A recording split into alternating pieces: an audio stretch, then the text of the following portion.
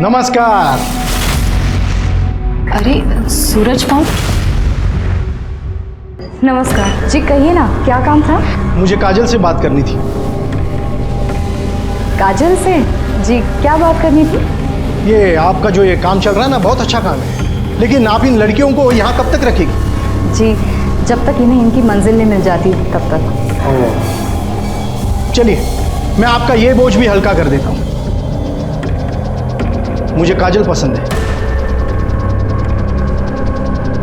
ये तो बहुत अच्छी बात है, लेकिन आप तो जानते हैं ना कि काजल विधवा है और नाबालिग। अगर आकाश को काजल से शादी करनी है तो उसको थोड़ा रुकना पड़ेगा। अरे क्या कांचन हुई, छोड़ के आ गई और यहाँ आके पूरे समाज को खराब कर रही है। अब अगर भोला याची बाई को पूनम अपने बच्चे को लेके वो एनजीओ में रहने के लिए गई है। अब इसने पूनम को 1 लाख रुपए देके खरीदा था उसके बाप से। इसका पैसा तो गया। अरे भाऊ मैं समझता हूँ ये सब, लेकिन मर्डर हुआ है ना, कुछ तो करना पड़ेगा। हाँ तो तू ही करेगा ना। देख दुष्यंत, तू अपना आदमी है। ये मेरे छोटे भाई जैसा है। इस मामले को रफा दफा कर ले बस। रफा दफा करना तो ले।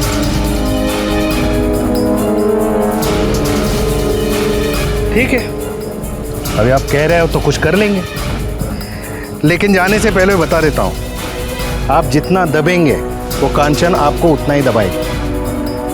आपके जी में जो आए वो कीजिए, बाद में तो रोज होके मेरे पास ही आएगी।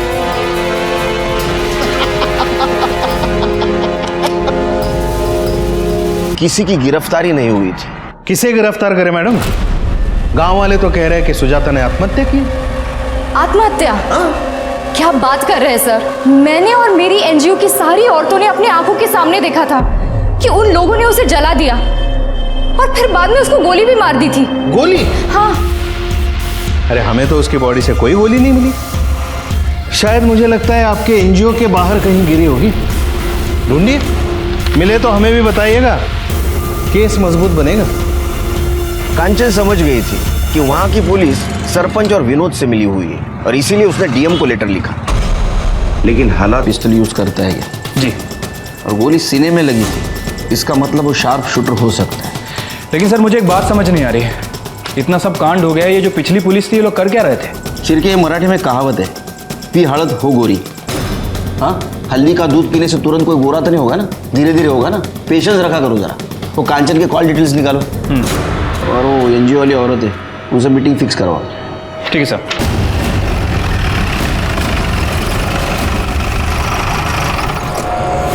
ताई ने कभी गलत के आगे सर नहीं झुकाया। उन्होंने तो अपने पति को भी छोड़ दिया था।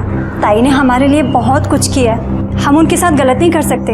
जो पिछले अफसर आए थे वो तो हम पर ही शक कर रहे थे। देखो, जिस किसी ने गलत काम किया उसको सजा तो जरूर मिलेगी, इसलिए निर्दोष को डरने की जरूरत नहीं। मुझे इस केस के बारे में तुम्हारी तरफ से सब डिटेल्स चाहिए। सब ताई के तो बहुत दुश्मन थे, लेकिन ये लड़ाई झगड़ा ज़्यादा सुजाता की वजह से शुरू हुआ। ताई सुजाता को बचाना चाहती थी, वो सुजाता के साथ कुछ गलत नहीं होने देना चाहती थी, और उन लोगों ने पहले सुजाता को मारा और फिर ताई को। मुझे तो लगता है कि काजल, गुड्डू और कार्तिक। जाओ बैठो, चाय मंगाता हूँ। नहीं रहने दीजिए, चलता हूँ। चल सर, कांचन की मौत के 2 दिन पहले प्रदीप और लाखन नाम के 2 सुपारी किलर ने लोकल मेड पिस्टल और बुलेट्स खरीदी थी, लेकिन अभी दोनों गायब हैं। देखो कहाँ है, उठाओ उनको। जी। और कुछ पता चला? हाँ सर, वो विनोद के कॉल रिकॉर्ड चेक किए थे, लेकिन सब क्लियर निकला है। लेकिन सर एक बात सामने आई है, ये देखिए, विनोद फर्जी तरीके से ये सुजाता का घर बेचने की कोशिश कर रहा था। सब माफ कर दो ना साहब। माफ कर दो साहब। पहले तूने सुजाता को बेचने की कोशिश की, वो नहीं मानी, उसको बेइज्जत करके पूरे गांव में घुमाया, बाद में उसको मार दिया। कांचन ने तेरे खिलाफ रिपोर्ट करने की कोशिश की, उसको भी तूने मार दिया, और तेरे को माफ करो? मार। नहीं साहब, नहीं साहब, सब मैं ऐसा क्यों करूंगा साहब? वो तो मेरे भाई की विधवा थी साहब। लेकिन तेरे को तेरे भाई का घर चाहिए था ना? नहीं साहब, वो घर तो सुजाता भाभी का ही था, गुड्डू का है साहब। मैंने सच में कुछ नहीं किया साहब। ये क्या है? ये जाली पेपर क्यों बना है? जाली पेपर क्यों बना है घर बेचने के लिए?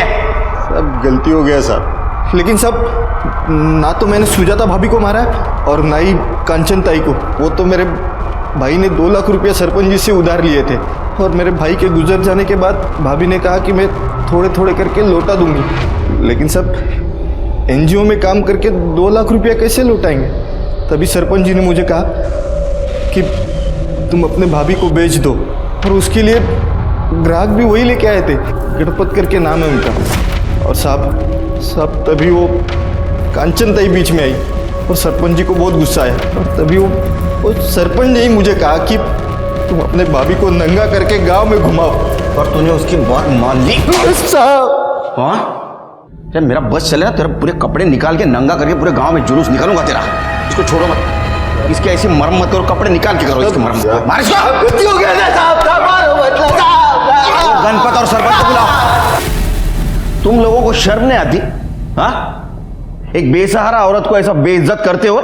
मुझे तो लगता है कांचन को भी तुम लोगों ने मारा है। देखिए साहब, हमारे गांव के प्रथा के विरुद्ध जो भी जाएगा उसके साथ यही होगा। अरे प्रथा का क्यों नाम ले रहे हैं? हाँ, सच तो बात यह है कि वो सुजाता के पति ने आपसे पैसे लिए थे और उसकी वापसी के लिए आप सुजाता को इसको बेचना चाहते थे। नहीं, हाँ मतलब उसके पति ने मेरे से पैसे लिए थे, लेकिन हम उसको बेच नहीं रहे थे, उसकी शादी करवा रहे थे। बोलना। और मैं भी उसको अच्छे से ही रखने वाला था। मैंने तो विनोद को पैसे भी दिए थे। अरे साहब, हम लोग इज्जत से उसकी शादी करवाना चाहते थे, लेकिन वो है जो अपने यार के साथ रंग रलिया मनाना चाहती थी। एक मिनट, कौन यार? वही ये गोपाल शहर में रहता है, पर जब भी गांव आता था अपनी हवस पूरी करता था। और मेरे गांव में ऐसा नहीं चलने दूंगा मैं। ठीक है साहब, मैंने उस लड़की को नहीं मारा, पर अगर मारा भी होता ना तो मुझे कोई अफसोस नहीं होता। ज्यादा हीरोगिरी मत करो। लड़की को किसने मारा नहीं मारो हम पता करेंगे, समझे? चलो निकलो। हाँ, और एक बात, ये तुम्हारी प्रथा है ना गांव की, ये तो बंद करके रहूंगा मैं।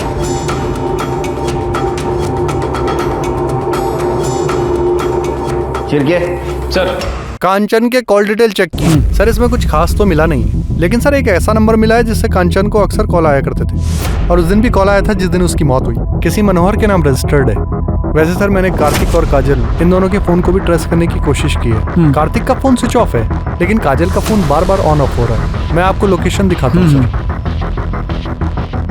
ये देखिए सर, पहली बार उसका फोन यहाँ पे स्विच ऑफ हुआ, दूसरी बार उसका फोन यहाँ ऑन हुआ, और तीसरी बार यहाँ।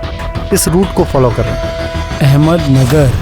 काजल, उसकी वाई में ही शादी हुई थी और वो रहने वाली अहमदनगर की है। शिरके वो एनजीओ वाली औरत ही है। उनका कहना ऐसा था कि ये काजल की माँ अहमदनगर में रहती है, और ये लोकेशन भी यही दिखा रहा है कि वहाँ वो बार बार जाने की कोशिश कर रही है। वैसे सर मैंने अपनी एक टीम को यहाँ पे भेजा था काजल के बारे में पूछताछ करने के लिए, लेकिन उन्हें काजल के बारे में कोई इन्फॉर्मेशन नहीं मिली। मैं एक काम करता हूँ, मैं दोबारा वहाँ भेज देता हूँ उन्हें। मनोहर को फोन लगा।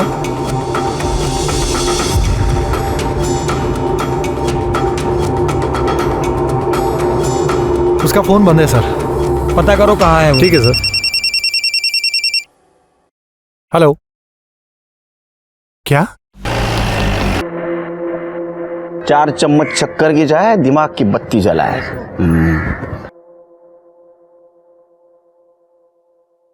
वो लोग आते ही होंगे सर बच्चे को लेके। वो दुष्यंत और उसका चेला, उनकी क्या हाल है? पूरी रात अंदर बिठा के रखा है आपने, कोस रहे होंगे आपको। रिश्वतखोर, ये आ गए। घबराओ मत। अच्छा सच सच बताओ, उस रात तुम भागे क्यों थे वहाँ से? उन लोगों ने वीडियो के लिए कंचन ताई को भी मार दिया। मुझे लगा मुझे भी मार देंगे। अच्छा वो वीडियो है तुम्हारे पास? दिखाओ।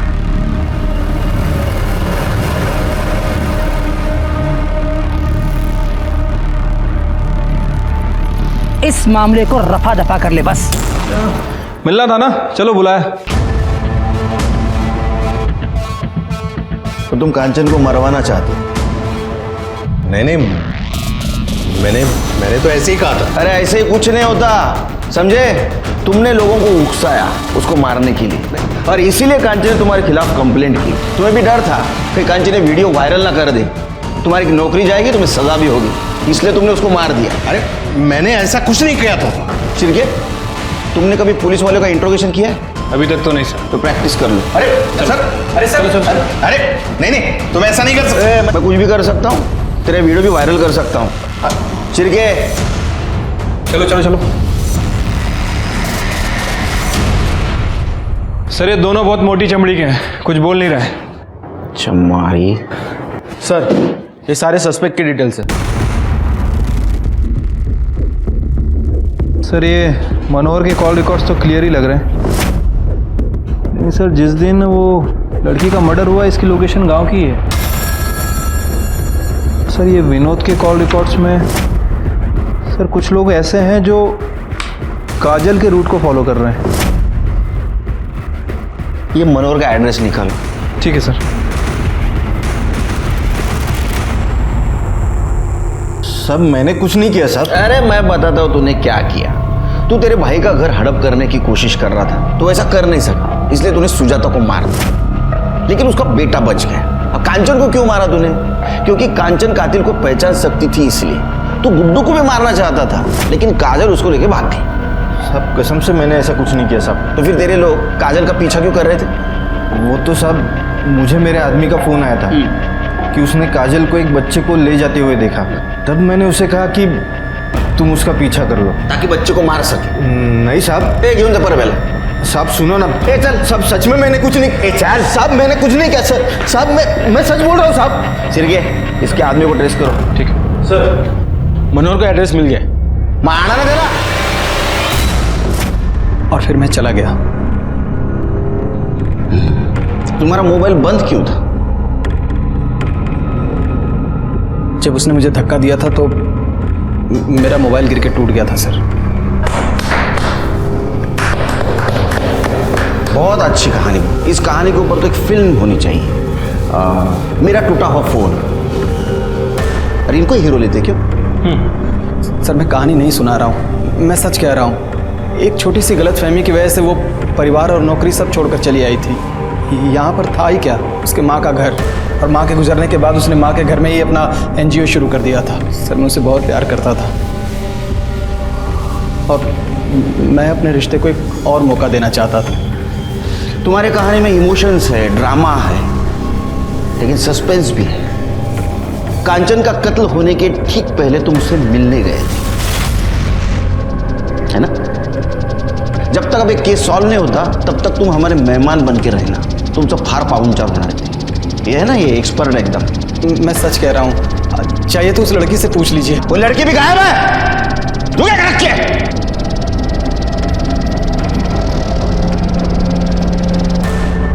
ओ चला है मगनगर।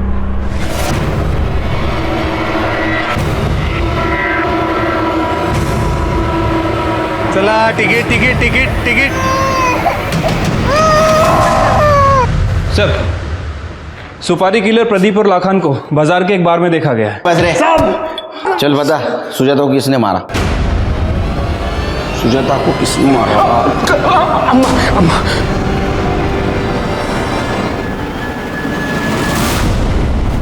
हाँ। कांचन ने तुम्हें माँ जैसा प्यार दिया, फिर भी तुमने उसे मार दिया। क्यों?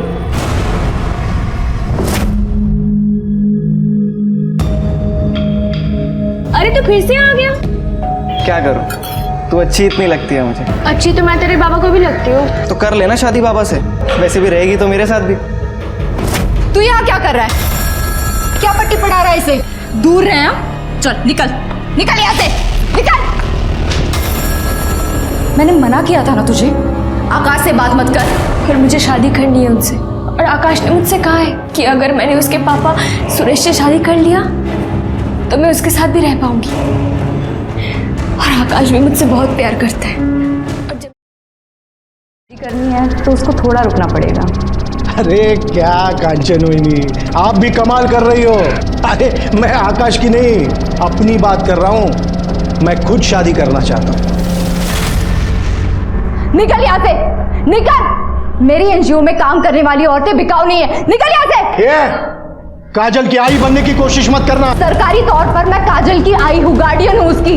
जब तक ये 18 साल की नहीं हो जाती, ये क्या करेगी क्या नहीं करेगी ये मैं तय करूँगी, समझे? निकल निकल यहाँ से। निकलो यहाँ से, निकलो यहाँ से। हाँ जा रहा हूं मैं, देख लूंगा। चल रे।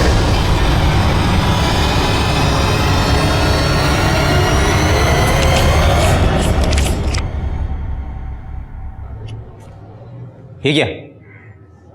इसमें 5,000 कम है। मुझे मेरे पैसे चाहिए। भाऊ मैं आपके पैसे लौटा दूंगा जल्दी।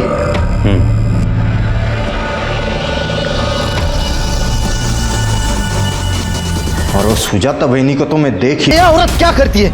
आइए, पूरे गांव के मुंह पे कालिक पोत दी है इसने। अपने यार के साथ घर में रंगरलियां मना रही है ये। उसे गांव के सामने उसके कपड़े उतारे और मुंह पे काली पोत कर उसे पूरे गांव में घुमाया। सब प्लीज आप सबके खिलाफ केस कीजिए सब, प्लीज।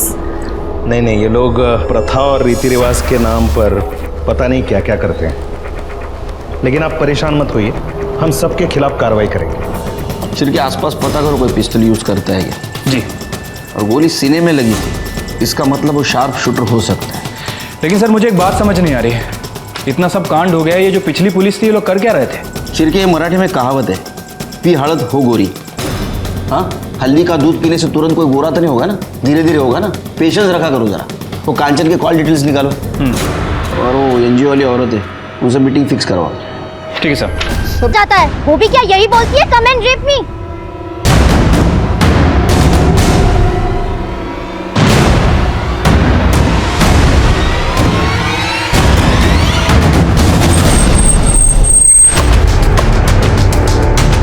रघुवीर, सेजल, लेट्स गो।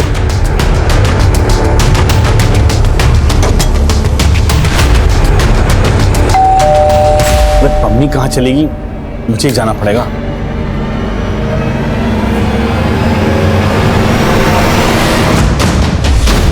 घर के सारे दरवाजे खिड़कियां लॉक कर दो।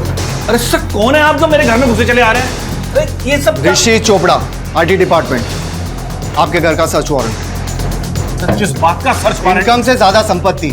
हमारे पास सारा ऑडिट है परमवीर जी। आप प्रोफेशन से कॉलेज प्रोफेसर हैं और प्राइवेट कोचिंग इंस्टीट्यूट भी रन करते हो। यहाँ का लैंडलाइन डिस्कनेक्ट कर दो, जितने भी मोबाइल फोन से सब ले लो। Sir mobile.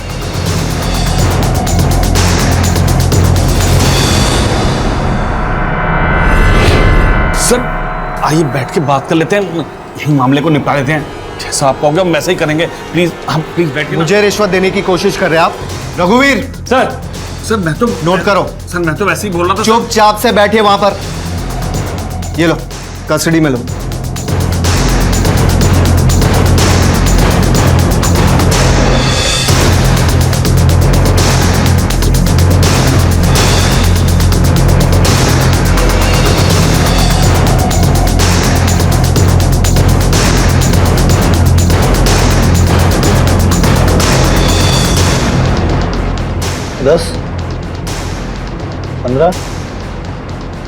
रघुवीर, यहाँ के सीसीटीवी का डीवीआर कलेक्ट करो। We need it as a proof कि यहाँ लाखों रुपए के कैश और जेवर मिले। Yes sir.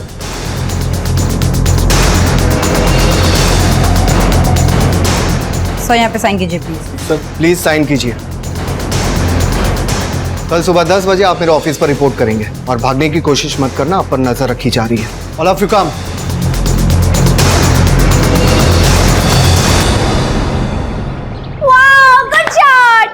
रश्मि, प्रेगनेंसी के बाद जिस तरह तुम क्रिकेट एंजॉय करियो ना, मुझे तो लगता है हमारा होने वाला बेटा ना क्रिकेटर ही बनेगा। बेटा क्यों, बेटी भी होगी तो भी मैं क्रिकेटर बनेगी।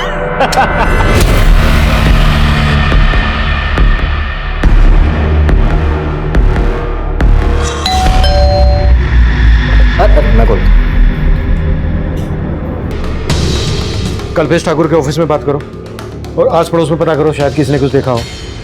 क्रिमिनल्स घर के सीसीटीवी का डीवीआर निकाल कर ले गए हैं। एक काम करो, पड़ोस में और यहाँ आने वाले रास्ते पर अगर कोई सीसीटीवी है तो उसकी फुटेज चेक करो। सर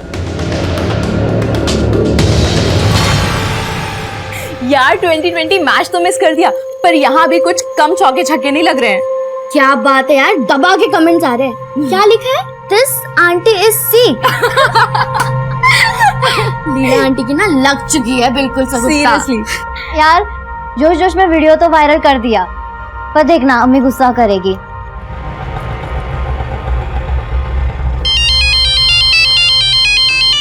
लाइन 200 रुपए। 200 रुपए? भैया केशवपुरम से ना रोज आते जाती हूँ, 80 रुपए से ज्यादा नहीं लगता। अरे मैडम कहाँ जी रहे हैं 80 रुपए के ज़माने में? 200 रुपये बनते हैं, लाइए 200 रुपये दीजिए। ऐसे कैसे दे दूँ 200 रुपए? ये पकड़ो 100 रुपए और 20 रुपए वापस करो, वरना पुलिस को बुलवाऊंगी और धोखाधड़ी के चक्कर में अंदर करवा दूंगी। ये लीजिए अपने 20 रुपये। समझ सकता हूँ, हर कोई अपने एरिया में चौड़ा होता है। क्या?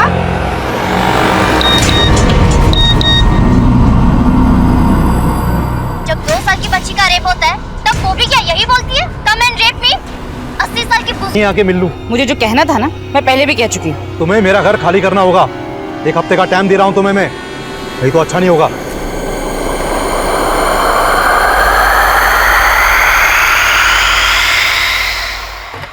मैं कम सर? यस कम इन। सर मैंने गाड़ी के उस नंबर को वेरीफाई किया, नंबर फेक है। मतलब क्लियर हो गया है कि क्रिमिनल गवर्नमेंट ऑफिसर बनकर आए और उन्होंने मर्डर और लूट को अंजाम दिया। मैं कम इन सर? कम इन। सर कल्पेश की कंपनी ठाकुर कंस्ट्रक्शन के मैनेजर विक्रांत सिंह को बुला लिया है। विक्रांत, किसी पर शक है आपको जो कल्पेश ठाकुर और उनकी पत्नी को मार सके? किसी के साथ उनकी कोई दुश्मनी वगैरह? सर मुझे तो ऐसा कभी कुछ लगा नहीं, मैं तो खुद हैरान हूँ इस सबसे। क्रिमिनल्स इस गाड़ी से कल्पेश ठाकुर के घर गए थे। कुछ अंदाजा है कौन गया होगा इससे? नहीं सर। कल्पेश के घर से सिर्फ कैश ही नहीं लूटा गया है, बल्कि उनके बेड का गद्दा भी फटा हुआ मिला है। क्या वो अपने गद्दे में कुछ पैसा वैसा छुपा के रखते थे? आई मीन ब्लैक मनी वगैरह? सर ये मैं कैसे कह सकता हूँ? मैनेजर थे आप कल्पेश के, उसके इनकम के बारे में अच्छे से पता होगा, और ये भी पता होगा कि कितने पैसे को फेयर दिखाना है और कितने को ब्लैक मनी। सर ये मैं कैसे?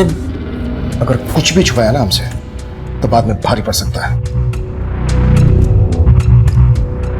सर आप सही कह रहे हैं, कल्पेश सर टैक्स की काफ़ी चोरी किया करते थे, बहुत ज़्यादा ब्लैक मनी थी उनके पास में, लेकिन सर वो थे बहुत जुगाड़ू, ले दे के कैसे भी एडजस्ट कर लिया करते थे। पहुंचा देना अनिल जी के। सर टैक्स की चोरी तो सभी करते हैं, लेकिन वो हद से ज़्यादा करप्ट थे, और इसीलिए मैं उनकी जॉब छोड़ने वाला था। 5 साल से वहां काम कर रहे थे और मर्डर होते ही जॉब भी छोड़ने लगे। लेकिन सर समझ रहा हूं मैं क्या कहना चाह रहे हो। अब हमें ये बताओ कि कल्पेश की फैमिली में कौन कौन है? सर उनके एक बड़े भाई हैं, लेकिन वो कनाडा में रहते हैं, और हाँ रश्मि भाभी की माँ भी हैं जो इंदौर में रहती हैं। शर्मा डिटेल्स ले लो। सर आइए। सर इसकी बातों से तो ऐसा ही लग रहा है जैसे कल्पेश ने फटे हुए गद्दे में अपनी ब्लैक मनी छुपा के रखा होगा। लेकिन ये बात क्रिमिनल्स को कैसे पता चली? शबरी, इसमें आईटी ऑफिसर्स इन्वॉल्व हैं। गुप्ता, आईटी डिपार्टमेंट से कल्पेश के केस को समझो। सर क्या बात है अम्मी, 10 बजे और अभी तक आप बिस्तर में हैं? तबीयत तो ठीक है ना? अरे कुछ नहीं बेटा, बस थोड़ी सी हरारत हो रही थी। अच्छा हुआ तूने याद दिला दिया, मुझे जाना है, क्लाइंट के साथ ना एक मीटिंग है मेरी। तबीयत ठीक नहीं तो आराम कर लीजिए। बेटा आराम की फुर्सत कहाँ है? हाँ पर अम्मी, अब मैं भी आपका हाथ बटाना चाहती हूँ। आकांक्षा ने मुझे बताया था एक पार्ट टाइम जॉब के बारे में, कॉलेज के साथ साथ वो भी कर लूंगी।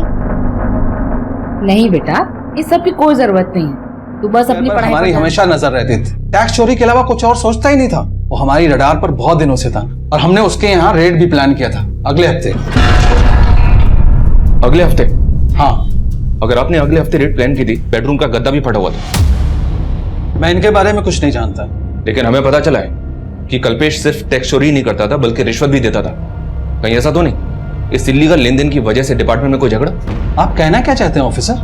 मेरे डिपार्टमेंट में ऐसा कुछ भी नहीं होता है। तो हो सकता है कि आपके डिपार्टमेंट से इंफॉर्मेशन लीक हुई कि आप कल्पेश के घर पे रेड मारने वाले हैं, और इसी बात का उन क्रिमिनल्स ने फायदा उठा के ये कांड कर दिया। ये सब बातें बहुत ही कॉन्फिडेंशियल होती हैं। नंबर की वो गाड़ी उनके घर के बाहर देखी गई। इसका मतलब यह है कि क्रिमिनल्स गवर्नमेंट ऑफिसर के भेष में आए थे। सर मुझे अभी लग रहा है ये इसी बात से कनेक्टेड है कि कल्पेश के घर आईटी की रेड होने वाली थी। हमें बहुत सावधानी से काम करना होगा। पता लगाओ सज्जन सिंह के अलावा इस बात को वहां और कौन जानता था। आईटी वाले हैं, उन्हें किसी भी तरह से इस बात की भनक नहीं लगनी चाहिए कि हमने काम को किस तरह से कर रहे हैं और हम इन्वेस्टिगेट किस एंगल में कर रहे हैं। मैं कम इन सर? यस कम इन। सर मैंने कल्पेश के घर के बाहर की पिछले कुछ दिनों की एक्टिविटीज चेक की। वारदात से एक दिन पहले वहां के सीसीटीवी में कुछ सस्पिशियस नोटिस किया मैंने। ये वहां का फुटेज है सर।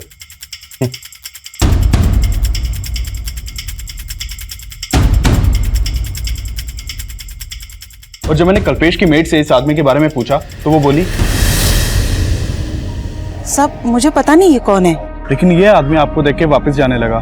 आपको कुछ अजीब नहीं लगा? तब लगा था, लेकिन मैंने इतना ध्यान नहीं दिया। सर, ये आदमी क्राइम से एक दिन पहले घर के बाहर देखा गया है। क्या ये वाकई में पॉसिबल है कि ये आदमी उन क्रिमिनल से कनेक्टेड होगा? अब तक हम इस केस को सिर्फ आईटी से कनेक्ट कर रहे हैं। ये भी तो हो सकता है कि कल्पेश ठाकुर की मेड को ये पता हो कि कल्पेश ठाकुर के साथ घर में बहुत सारा पैसा है, और वो हो सकता है इस आदमी को जानती हो। मेड बोल रही है कि वो सिर्फ 6 महीने से वहां काम कर रही थी। सोचने वाली बात यह है कि जिस आदमी के घर पे इतना सारा पैसा है, वो अपने घर की डुप्लीकेट चाबी अपनी मेड को क्यों देगा? और हो सकता है ये बात कल्पेश ठाकुर के मैनेजर को भी पता हो कि उसके घर में इतना सारा ब्लैक मनी है। हमें हर एंगल पे काम करना है। Yes sir. नहीं कमिंग सर। कमिंग सर, संजीवनी सोसाइटी के सेक्रेटरी का फोन आया था। उसकी बातों से लग रहा है कि मामला काफी सीरियस है। कैसा मामला? सर नमस्ते सर। सर, मेरा नाम राजन है, मैं इस सोसाइटी का सेक्रेटरी हूँ। सर, मैंने आपको कॉल किया था। सर, ये बिल्डिंग फ्लैट नंबर 205 में माँ बेटी किराए पे रहते हैं सर। 2 दिन से गेट नहीं खोला उन लोगों ने। इस तरफ सर, और उनकी बेटी वो शगुफ्ता, वो यहीं कॉलेज में पढ़ते हैं। तकरीबन 1.5 साल से ये लोग यहाँ रह रहे थे। और शगुफ्ता के फादर? सर, वैसे उनको कहीं देखा नहीं, शायद वो विडो थी। फ्लैट का मालिक कौन है? सर, मंजीत सिंह, ये संत नगर में रहते हैं। मंजीत का नंबर ले लो इनसे।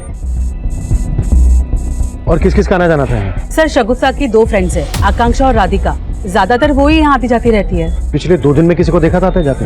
हाँ सर, 2 दिन पहले मैंने एक डिलीवरी बॉय को देखा था। इनके घर की डोरबेल बजा रहा था। कौन डिलीवरी बॉय? वो मुझे नहीं मालूम सर। सर, पूरी बिल्डिंग की सीसीटीवी खराब है और बिल्डिंग में 1 हफ्ते से सिक्योरिटी गार्ड भी नहीं है।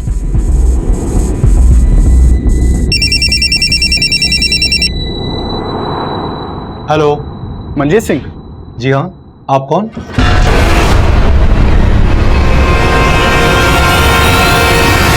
गुप्ता, ये कल्पेश की मेट क्यों है, जरा पता करो। सर, नफीसा और शगुफ्ता जिस फ्लैट में रहती थी, उसके मकान मालिक मंजीत सिंह से मेरी बात हुई। ठीक है, उसको थाने बुला लो। और उसकी नेबर शगुफ्ता की फ्रेंड्स के बारे में बता रही थी कि उनका भी आना जाना था, उनके बारे में पता करो। सर, मेरा वहाँ आना जाना कम ही होता था। वो फ्लैट मैंने किराए पे चढ़ाने के लिए ही खरीदा था। शगुफ्ता और नफीसा के पड़ोसी कैसे थे? मतलब उनका किसी के साथ कोई लड़ाई झगड़ा होता होगा तो आपको पता चल ही जाता होगा। सर, कईयों से उनके लड़ाई झगड़े थे। वो लोग तो चाहते थे कि मैं उन्हें वहां से निकाल दूं। कई कंप्लेंट आती थी सर उनकी। कैसी कंप्लेंट? और कौन करता था? सर, मुझे वहां के सेक्रेटरी सब कुछ बताते थे। सर, वहां के लोगों को उनसे बहुत प्रॉब्लम थी। किसी को उनके पहनावे से प्रॉब्लम थी, तो किसी को उनकी लाइफस्टाइल से, और यहाँ तक कि हमारे सेक्रेटरी साहब को तो उनकी बिरादरी से प्रॉब्लम थी। वो उनके सामने वाले फ्लैट में ही रहते हैं।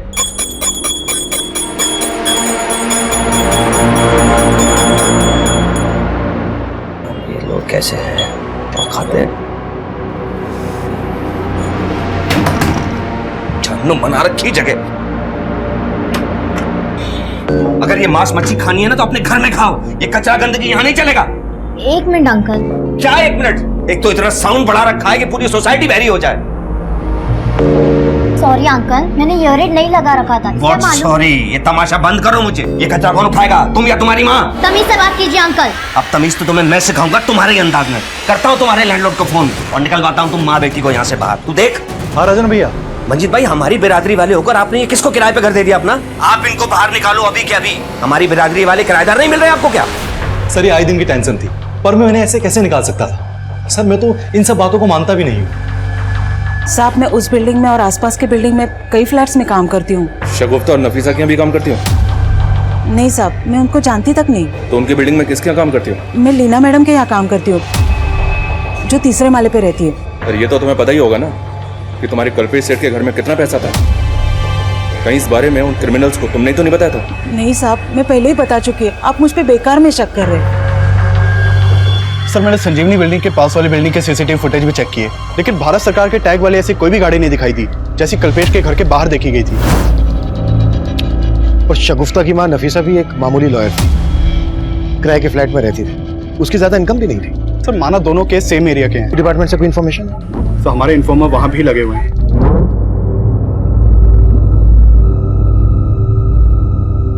लेकिन अभी तक फिलहाल कोई काम की खबर नहीं आई। शगुफ्ता और नफीसा जिस बिल्डिंग में रहती थी, उस बिल्डिंग का सेक्रेटरी राजन की कुंडली निकालो। सर, एक बहुत चौंकाने वाली बात पता चली है। ये शगुफ्ता और नफीसा जिस फ्लैट में किराए पे रहती थी, 2 साल पहले उसी फ्लैट में ये मनीष घर और मंगोलपुरी उसकी- थाना के एरिया में आता था ना? जी हाँ सर, ये इन्फॉर्मेशन मुझे वहीं से मिली है। मनीष और संजना का मर्डर किसने किया था?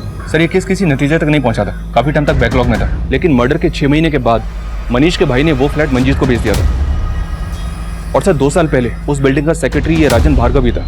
उस केस में भी पुलिस को राजन के ऊपर ही शक था, क्योंकि राजन का मनीष और संजना के साथ काफी झगड़ा हुआ था। और मंजीत बोल रहा था कि ये राजन शगुफ्ता और नफीसा को इस बिल्डिंग से निकलवाना चाहता था। राजन को लेकर आओ। सर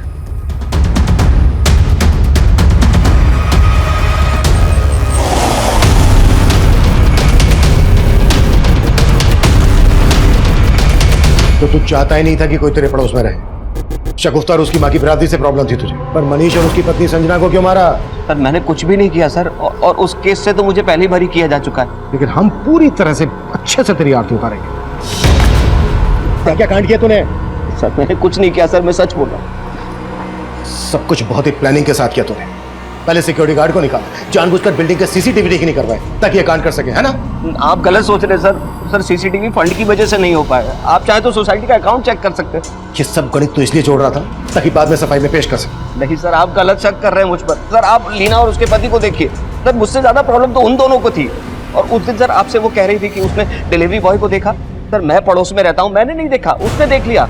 सर वो साफ झूठ बोल रही। लीना क्यों झूठ बोलेगी? क्योंकि सर शगुफ्ता और उसकी फ्रेंड्स ने उसका वीडियो वायरल कर दिया था। कैसा वीडियो? जब 2 साल की बच्ची का रेप होता है तब वो भी क्या यही बोलती है, कम एंड रेप मी? 80 साल की बुजुर्ग तक को नहीं छोड़ा जाता है। ये वीडियो सोशल मीडिया पे काफी टाइम से वायरल है और लीना के अगेंस्ट काफी कमेंट्स भी किए गए थे। सर ये लीना वही औरत है जिसके घर में वही मेड काम करती है जो कल्पेश के घर पे करती थी। सर उन्होंने माफी तो जरूर मांगी थी, लेकिन वो सब दिखावा था। वो चाहती थी कि हम उनका फिर से वीडियो बनाएं और लोगों को बताएं कि वो बदल चुकी है। शगुफ्ता, उस दिन के लिए मैं बहुत शर्मिंदा हूँ। तुमने मेरे साथ जो किया वो एकदम सही किया, लेकिन अब मेरी आंखें खुल चुकी है। तुम सबकी वजह से मेरे में ये चेंज आया है। क्या सोच रही हो तुम? क्या तुम्हें अब भी मेरी बात झूठी लग रही है? नहीं आंटी, इट्स फाइन कि आपको आपकी गलती का एहसास हुआ। पर ये तुम्हें दुनिया को भी बताना चाहिए ना। अब तुम मेरा वीडियो नहीं बनाओगी? नो आंटी, क्योंकि मैं जानती हूँ हाथी के दांत खाने के और दिखाने के अलग होते हैं। सर प्रॉब्लम सिर्फ लीना आंटी में नहीं थी, उनके हस्बैंड भी कोई कम नहीं है। लीना के हस्बैंड ने क्या किया था? सर वो बेवजह शगुफ्ता में इंटरेस्ट दिखा रहा था। वो परेशान हो चुकी थी पर कुछ बोल नहीं पा रही थी। यार इतने अच्छे हाय शगुफ्ता। शगुफ्ता, कैसा चल रहा तुम्हारा कॉलेज? अच्छा चल रहा है uncle. Don't call me uncle. अरे माना कि मैं शादीशुदा हूँ, लेकिन तुमसे इतना बड़ा भी नहीं कि तुम मुझे अंकल बोलो। ठीक है, नहीं बोलूंगी। Okay, take care. ये तेरे में कुछ ज्यादा इंटरेस्ट नहीं दिखा रहा है। पर तेरा क्या इरादा है? डिपार्टमेंट के एक एम्प्लॉय से काम की इन्फॉर्मेशन निकाली है। सर वहाँ एक राकेश मीणा नाम का आदमी सज्जन सिंह के अंडर काम करता है। मैंने उससे रिक्वेस्ट किया था, वो आपसे मिलने के लिए तैयार हो गया है। बुला लो। सर करीब 1 महीना पहले परमवीर जैन नाम का एक आदमी IT ऑफिस में आया था।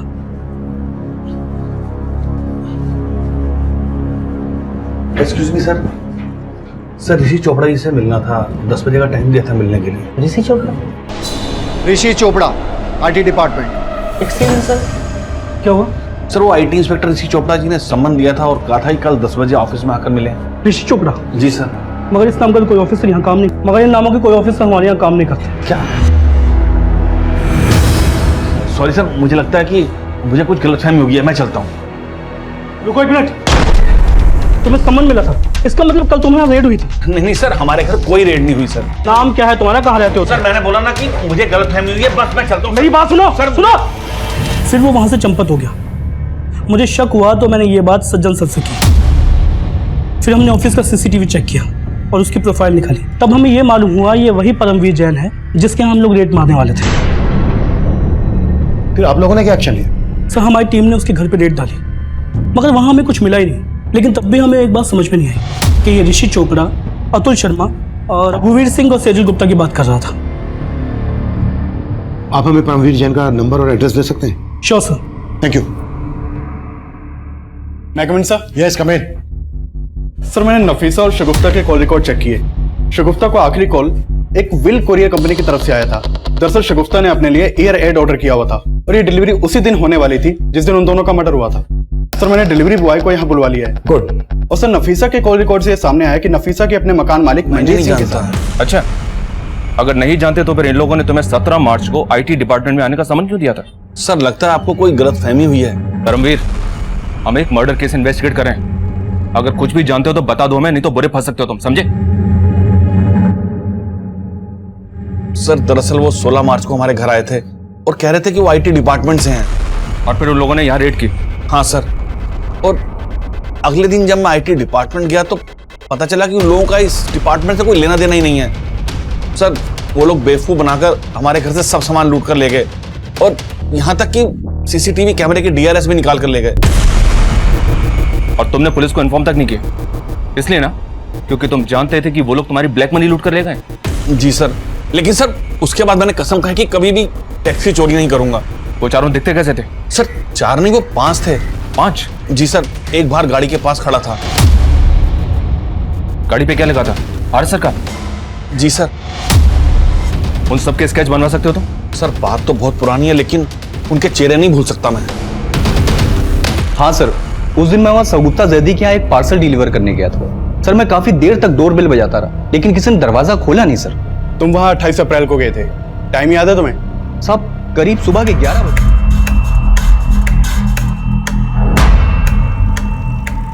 सर ये उन चारों के स्केचेस हैं जिन्होंने परमवीर के घर पर फेक रेड डाली थी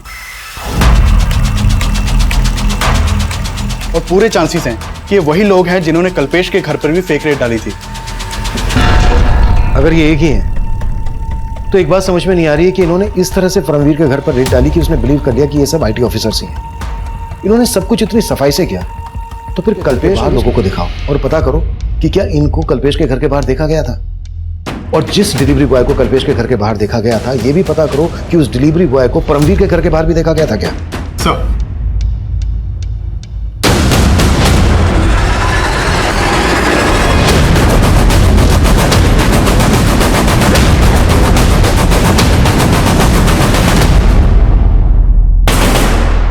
सर आपका अंदाजा सही था।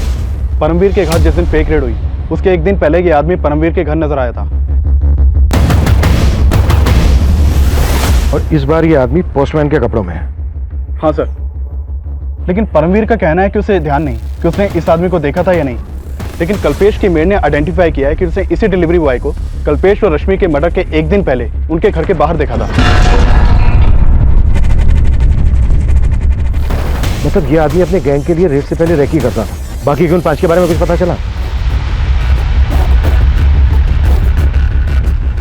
नहीं सर, उनका कहीं कोई क्रिमिनल रिकॉर्ड नहीं मिला। शगुफ्ता और नफीसा के घर के बाहर जो डिलीवरी बॉय देखा गया था, चेक करो उस डिलीवरी बॉय का इस सबसे कोई कनेक्शन है क्या? सर मैंने नफीसा के 6 महीने पुराने बैंक स्टेटमेंट चेक किए तो नोटिस किया कि ये मंजीत नफीसा के बैंक अकाउंट में 6 महीने पहले तक हर महीने 25,000 रुपये ट्रांसफर करता था। What? ये मंजीत तो शगुफ्ता और नफीसा का मकान मालिक था ना, उल्टा ये उनके अकाउंट में पैसे ट्रांसफर करता था? जी हाँ सर, एक बात और कि नफीसा और शगुफ्ता पहले सलीमपुर में रहती थी, वहाँ उनका पुश्ता नहीं करता और इस मंजीत का वहाँ भी आना जाना था। मैंने किसी को नहीं मारा साहब, मैंने किसी को नहीं मारा, मेरा भरोसा कीजिए सर। भरोसा तो तूने तोड़ा नफीसा का, तो उसका पति था जबकि सोसाइटी को मालूम था कि तो उसका मकान मालिक है। अब खुद उगलेगा या फिर हम हमारे तरीके से उगलवाएं? बताता हूँ सर, मैं सब सच बताता हूँ।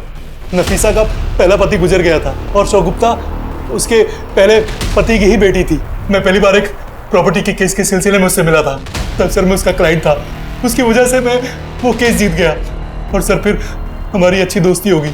शगुफ्ता भी मुझे अच्छा मानने लगी थी। नफीसा मुझसे सच्चा प्यार करने लगी थी और वो मुझसे शादी करना चाहती थी। हम दोनों ने शादी भी कर ली, लेकिन मैं पहले से ही शादीशुदा था। ये बात उसको नहीं पता थी और जैसे ये बात उसको पता चली उसने हंगामा खड़ा कर दिया। ते वहीं रहते थे, मैं उन्हें हर महीने पैसे भी दिया करता था, लेकिन सर धीरे धीरे हमारे संबंध में दरार पड़ गई और तुझे लगने लगा कि उन्होंने तेरे फ्लैट पे कब्जा कर लिया, इसलिए तूने उन्हें रास्ते से हटा दिया। लेकिन वो अगर आपको फोन कर देता तो हमारी सालों की मेहनत चौपट हो जाती। सालों की मेहनत मतलब? परमवीर और कल्पेश की तरह हमने कई ब्लैक मनी रखने वालों के घर पे रेड मारी और जब उन्हें हमारी सच्चाई के बारे में पता चलता तो आईटी वालों के डर से वो पुलिस में कंप्लेंट भी नहीं फाइल कर पाते थे। किस किस के पास ब्लैक मनी है ये तुम्हें पता कैसे चलता था? 2 साल पहले मनीष नाम के एक आदमी से हमारी बार में दोस्ती हुई।